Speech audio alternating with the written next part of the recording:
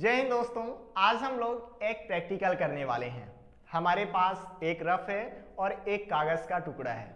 हम करेंगे क्या, इन दोनों को इक्वल हाइट से इक्वल टाइम पे ड्रॉप करने वाले हैं और ये देखेंगे कि कौन पहले पहुंचता है।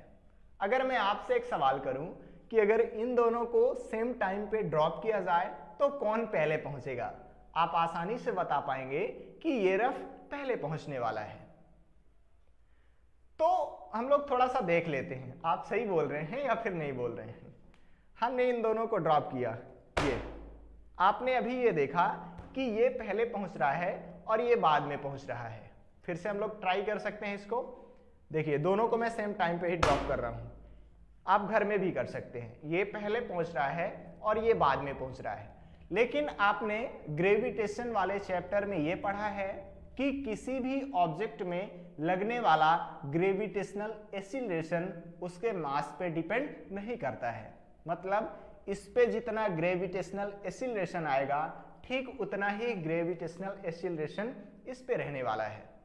तो फिर सवाल ये उठता है कि ये पहले पहुंच रहा है जबकि कागज का टुकड़ा बाद में।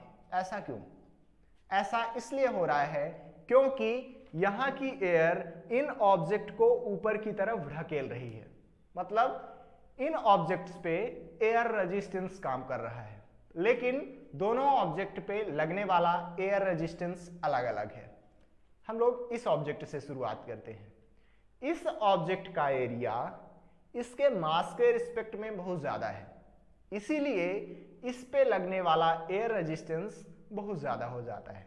लेकिन अगर हम लोग इस रफ की बात करें तो इसके एरिया के रिस्पेक्ट में इसका मास बहुत ज्यादा पड़ जाता है। मतलब इसका एरिया कम है इसके मास के रिस्पेक्ट में। हालांकि अगर हम लोग इन दोनों को कंपेयर करें, इन दोनों के एरिया को देखें तो इसका एरिया बहुत कम है और इसका एरिया बहुत ज्यादा है। लेकिन अभी हम लोग एरिया और मास को कंपेयर कर रहे हैं तो इसका एरिया इसके मास के रिस्पेक्ट में बहुत कम पड़ जाता है और उसी वजह से इस पे लगने वाला एयर रेजिस्टेंस ना के बराबर है, जबकि इस पे बहुत ज्यादा एयर रेजिस्टेंस काम कर रहा है।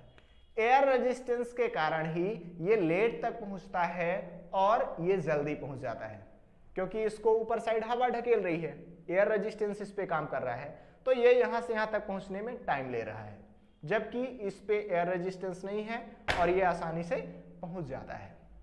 सवाल ये उठता है कि अगर मैं इस पे लगने वाले एयर रेजिस्टेंस को खत्म कर पाऊं तो क्या दोनों इक्वल टाइम पे ही पहुंचेंगे?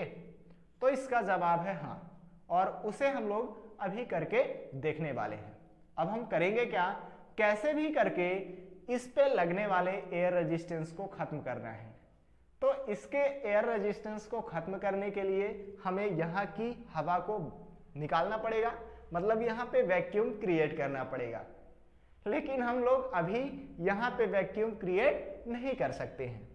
लेकिन हाँ, कैसे भी जुगाड़ लगा के हम लोग इस पे लगने वाले एयर रेजिस्टेंस को खत्म करने वाले हैं। चलिए देखते हैं हम लोग कैसे खत्म कर पाएंगे।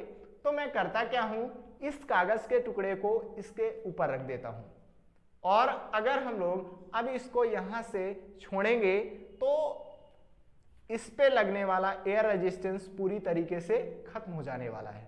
क्यों? क्योंकि देखिए, यहां की जो एयर है इस रफ को ऊपर की तरफ ढकेलेगी, यहां की एयर इस रफ को ऊपर की तरफ ढकेलने वाली है और इस पे इस एयर का कोई भी इंपैक्ट नहीं पड़ने वाला है। मतलब इस पे लगने वाला एयर रेजिस्टेंस का फैक्टर पूरी तरीके से समाप्त हो गया है। अब देखिए, अगर मैं इन दोनों को सेम टाइम पे ड्रॉप करूं तो दोनों सेम टाइम पे ही पहुंच रहे हैं। इसका मतलब यह हुआ कि दोनों ऑब्जेक्ट पे लगने वाला ग्रेविटेशनल एक्सीलरेशन कांस्टेंट है। ग्रेविटेशनल एक्सीलरेशन ऑब्जेक्ट के मास पे डिपेंड नहीं कर रहा है। तो फिजिक्स के इसी तरीके के वीडियोस देखने के लिए आप मेरे चैनल को सब्सक्राइब कर सकते हैं। मिलते हैं किसी नए प्रैक्टिकल के साथ, तब तक पढ़ाई करते रहें। All the very best.